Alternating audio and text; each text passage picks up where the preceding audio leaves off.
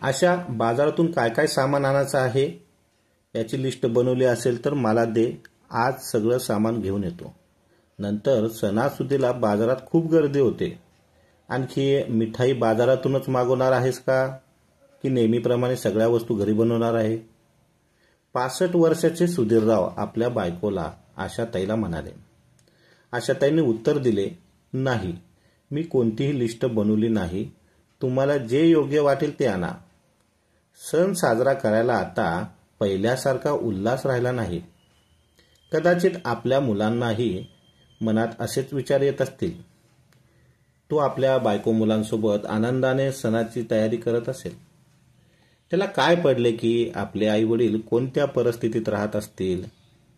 तेव्हा सुधीरराव म्हणाले, आशा, या परिस्थितीस आपणच जबाबदार आहोत. आपणच कुटुंबात भेदभावाची भावना निर्माण केली. जो मान सन्मान आदर आपल्याला मुलांसुनेकडून मिळत होता तो आपण आपल्याच कारणामुळे गमावला आहे. सुधीरराव हळूच म्हणाले. आशाताई आपल्या नवऱ्याच्या नजरेला नजर देऊ शकल्या नाहीत आणि म्हणाल्या, आपण आपल्या मुलीच्या आणि जावयाच्या गोड बोलण्याला बळी पडून आपल्या घरचा पाया हलवला. त्यामुळेच आज आपण पूर्णपणे एकटे पडलो आहोत. सुधीरराव पिशवी घेऊन बाजारात निघून गेले आणि मागे आशाताई डोक्याला हात लावून बसल्या. भूतकाळात घडलेल्या गोष्टी त्यांच्या डोळ्यासमोर येऊ लागल्या. सुधीरराव आणि आशाताईच्या कुटुंबात मुलगा उमेश, सून प्रीती आणि त्यांची 2 मुलं, 10 वर्षाची मुलगी आणि 8 वर्षाचा मुलगा. या व्यतिरिक्त सुधीररावांची मुलगी नीलू आहे. नीलूचं लग्न झालं आहे आणि ती उमेशपेक्षा वयाने मोठी आहे. नीलूचा नवरा सुशांत अत्यंत लोभी वृत्तीचा माणूस आहे. त्याच्या मनात एक आणि जिभेवर दुसरे काहीतरी असते. सुधीरराव आणि आशाताईंना मुलगी आणि जावयासमोर मुलाचं सुनेचं प्रेम आणि त्यांनी दिलेला मानसन्मान दिसत नव्हता. त्यांच्या आजूबाजूला घडत असलेल्या घटना आणि जावयाच्या सांगण्यावरून सुधीरराव आणि आशाताईच्या मनात जावयाने संशय निर्माण केला की मुलगा आणि सून जो मानसन्मान देत आहेत ते लोभापोटी करत आहेत. बाबा, तुमच्या पेन्शनचे पैसे आणि घर खर्चासाठी पैसे मुलाला देऊ नका, सुशांतरावाने सुचवले. तुमचे सर्व पैसे म्युच्युअल फंडमध्ये गुंतवा आणि तुमचं घर तुम्ही जिवंत असतानाच मुलाच्या नावावर करू नका. घरावर मुलाचाही हक्क असतो. आम्हाला कोणत्याही हक्काची गरज नाही आणि कोणत्याही गोष्टीचा लोभ नाही. आजकाल मुलं आपल्या जबाबदाऱ्या व्यवस्थित पार पाडत नाहीत, पण घर हडपण्यासाठी तयार असतात. उद्या जर काही झालं तर तुमची सून तुमचं जगणं कठीण करून टाकेल. ती घरावर अधिकार दाखवेल आणि आईंना वृद्धाश्रमात पाठवेल. एक पैशासाठी तुम्हाला त्यांच्यासमोर हात पसरावे लागतील. म्हणून मुलगा आणि सुनेवर विश्वास ठेवणं आजच्या काळात योग्य नाही. या पद्धतीने जावई सुशांतने सुधीरराव आणि आशाताईच्या मनात संशयाचे बी केले होते.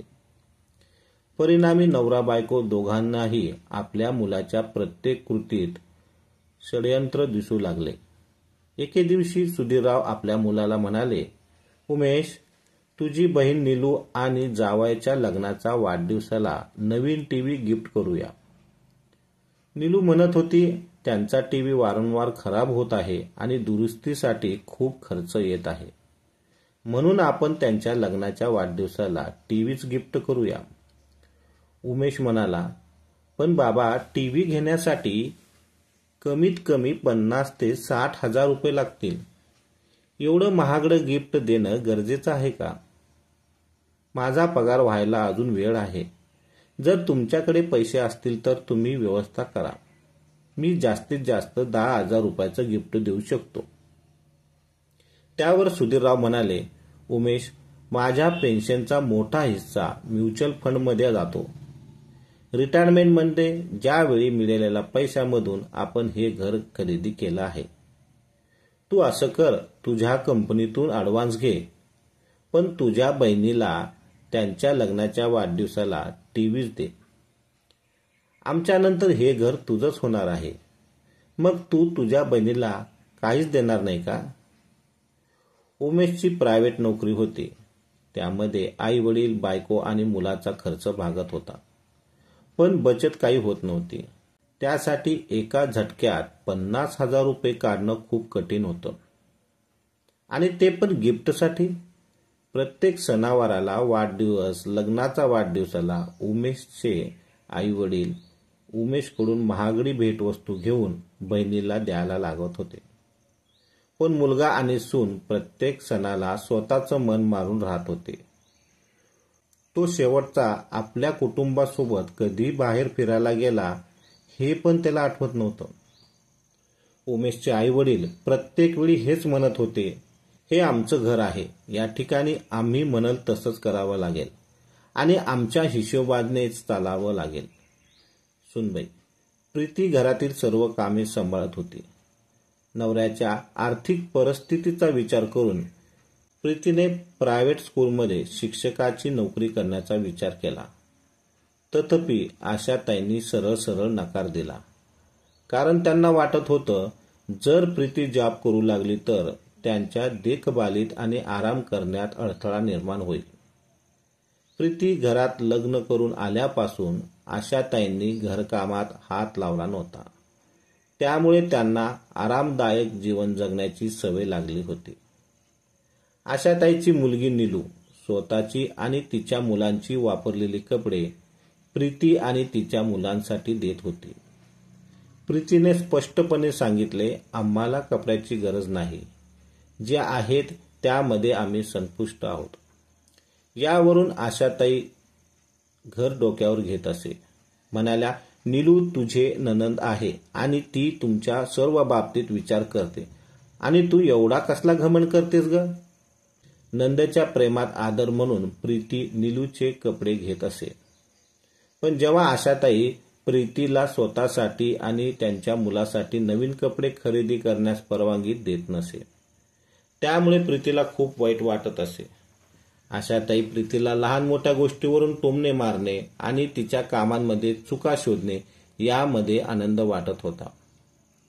प्रीती आपल्या आई वडिलांच्या संस्कारामुळे कधीच उलट उत्तर देत नव्हती. आई बाबा, त्यांचा मुलगा आणि सून तुमची एवढी सेवा करतात, तुम्हाला कधी उलट उत्तर देत नाहीत, हे सगळं यासाठी की त्यांची नजर या घरावर आहे. जर त्यांच्या कोणत्या गोष्टीवर तुम्ही नाराज झालात तर आणि त्यांना या घरातून बाहेर काढलं तर त्यांच्याकडे दुसऱ्या ठिकाणी जाण्याचा कोणताच पर्याय नाही. 10 ते 15,000 रुपयामध्ये घर भाड्याने मिळणे अत्यंत कठीण आहे. त्यामुळे तुमच्या घरात राहून त्यांची चांगली बचत होत आहे.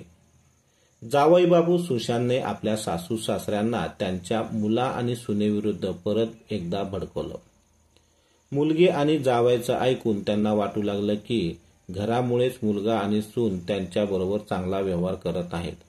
आईवडिलांचा हट्ट, मुलगी आणि जावयाच्या प्रीतीची ओढ मुलाला आणि सुनेला आता जड जात होती.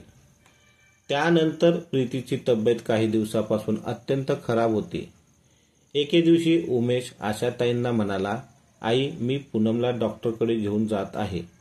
तेव्हा आशाताई म्हणाल्या, सरकारी हॉस्पिटलमध्ये घेऊन जा, उगाच मोठ्या डॉक्टरकडे उपचार घेण्याची गरज नाही. त्यावेळी उमेशने कोणतीच प्रतिक्रिया दिली नाही. पण तो आपल्या बायकोला प्रीतीला एका स्पेशलिस्ट डॉक्टरकडे घेऊन गेला. आशाताईंना जेव्हा ही गोष्ट समजली तेव्हा त्याने घरामध्ये खूप तमाशा केला. तू असाच पैसे उधळत राहणार आहे का? आता तू तुझ्या आई बापाच्या घरामध्ये राहत आहेस, त्यामुळे मजा करतोस. बाहेर पडलास की तुला मिठाचा भाव माहिती होईल. आशाताई आज खूप बोलत होत्या. तेव्हा उमेश रागाने म्हणाला, बस कर आई, प्रीती या घरासाठी काय काय करत नाही. तुम्ही चांगल्या डॉक्टरकडे उपचार घेता, मग माझी बायको आणि माझे मुलं चांगल्या डॉक्टरकडे का जाऊ शकत नाही? ताईच्या प्रती पण मी सगळ्या जबाबदाऱ्या पूर्ण करतो, पण तिनेही माझी परिस्थिती पाहून मागायचं हवं. जर तुम्हा लोकांना वाटत असेल की मी आणि माझी बायको घरच्या लोभामुळे तुमची सेवा करत आहोत, इज्जत करतो, तर तुम्ही हे घर आत्ताच्या आत्ता ताई आणि भाऊजींच्या नावावर करा. आम्ही लोक इथून निघून जातो. आम्हाला तुम्हा दोघांच्या आशीर्वादाशिवाय काहीच नको. उमेश खूपच दुःखी स्वरात म्हणाला. 2 दिवसानंतर उमेश आपल्या बायका मुलांना घेऊन दुःखी मनाने आपल्या आई वडिलांच्या घरातून एका भाड्याच्या घरामध्ये शिफ्ट होतो. या वयात त्याला आपल्या आई वडिलांना एकटं बेवारस सारखं सोडायचं नव्हतं. पण त्याच्या आणि त्याच्या बायकोच्या आत्मसन्मानाचा प्रश्न होता.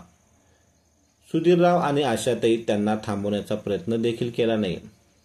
वेगळं झाल्यानंतर प्रीती स्कूलमध्ये जॉब करू लागली. त्याचबरोबर ती गरीब मुलांचे ट्युशन सुद्धा घेऊ लागली. पहिल्यांदा ती जो वेळ आपल्या सासू सासऱ्यांच्या सेवेसाठी घालत होती, आता तोच वेळ पूनम नवऱ्याची साथ देण्यासाठी घालू लागली. ते भाजी भाकरी खात होते पण समाधानी होते.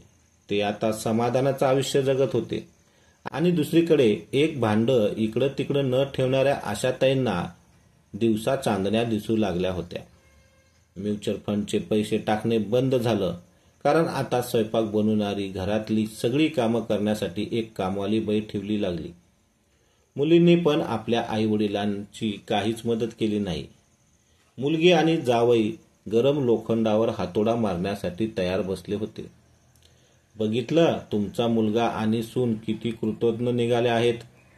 तुमचा मुलगा आणि सून तुम्हाला एकट्याला सोडून निघून गेलेत. तुम्ही आमच्याबरोबर आमच्या घरी चला.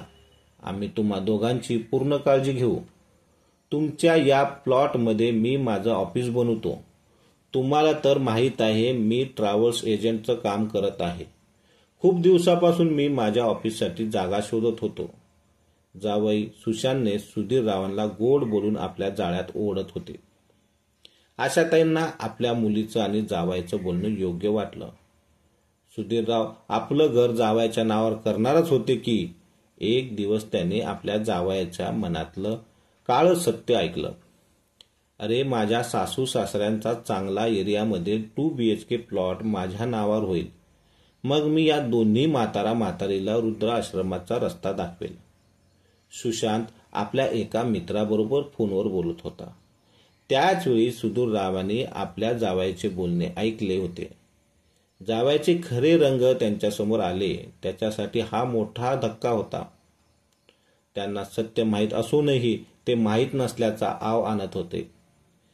जावई बापू, आम्हाला इथे आमच्या घरी राहायचे आहे. आम्ही तुमच्या सोबत तुमच्या घरी नाही राहणार. लोक काय म्हणतील? आई वडील मुलीच्या घरी जाऊन पडले आहेत. जर आम्हाला कोणत्या गोष्टीची आवश्यकता वाटल्यास तर आम्ही तुम्हाला नक्की सांगू. तुम्ही तर आमच्या मुलाप्रमाणे आहात. मुलगी आणि जावई बापू खूप विनवण्या करू लागले, पण तरीही सुधीरराव त्यांच्याबरोबर जाण्यासाठी तयार झाले नाही. त्यानंतर सुशांत त्यांच्याप्रती असभ्य वागू लागला. या गोष्टीनंतर त्यांच्या जावयाने कधी त्यांना फोनही केला नाही आणि कधी त्यांची विचारपूसही केली नाही. आशाताई असं तरी चालवत होत्या. आशाताई कसं तरी घर चालवत होत्या. मुलगा आणि सून गेल्यानंतर पहिला सण दिवाळीचा आला. दोन्हीही नवरा बायकोचं मन खूप उदास झालं.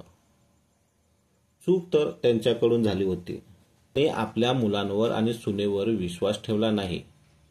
दिवाळीच्या दिवशी आशाताईच्या घराचा दरवाजा वाजला. आशाताईने दरवाजा उघडला. पाहिलं तर त्यांचा मुलगा आणि सून नातवंडाबरोबर दरवाजात उभे होते. प्रीती म्हणाली, आई, दिवाळीच्या सणाला आम्ही तुम्हाला एकटं कसं सोडू शकतो? आम्ही तुमच्याबरोबर सण साजरा करण्यासाठी आलो आहोत. तेव्हा आशाताईचे डोळे पाणवले. त्या म्हणाल्या, सूनबाई, आम्हाला माफ कर. सूनबाई, आम्ही तुम्हाला नेहमी चुकीचे समजत होतो. मुलीच्या प्रेमामुळे मुलाला फरक केले. आता तुम्ही दोघेही नेहमीसाठी या घरात आमच्याबरोबर राहा. उमेश म्हणाला, नाही आई, आता हे शक्य नाही. मी जो माझा मान सन्मान मिळवला आहे त्याला आता गमावण्याचे नाही. आपण दूर राहूनही जवळ राहणार आहोत. सुखात नेहमी तुमच्या बरोबर राहीन. सुधीरराव आणि आशाताईंना समजले की त्यांच्या मुलाने दूर राहूनही मनातून त्यांची साथ सोडली नव्हती. मित्रांनो, प्रत्येक मुलगा आणि सूनबाई वाईट नसतात. कुटुंबामध्ये ताळमेळ, एकता असणं आवश्यक आहे. वृद्ध व्यक्तीचे योगदान मोठे असते. मुलगा आणि सून जरा चांगले असतील तर त्यांची किंमत करा, कारण चांगले आईवडील प्रत्येक मुलाजवळ असतात. तर ही कथा कशी वाटली ही कमेंट बॉक्समध्ये नक्की सांगा आणि चॅनलला सबस्क्राईब करायचं विसरू नका. धन्यवाद.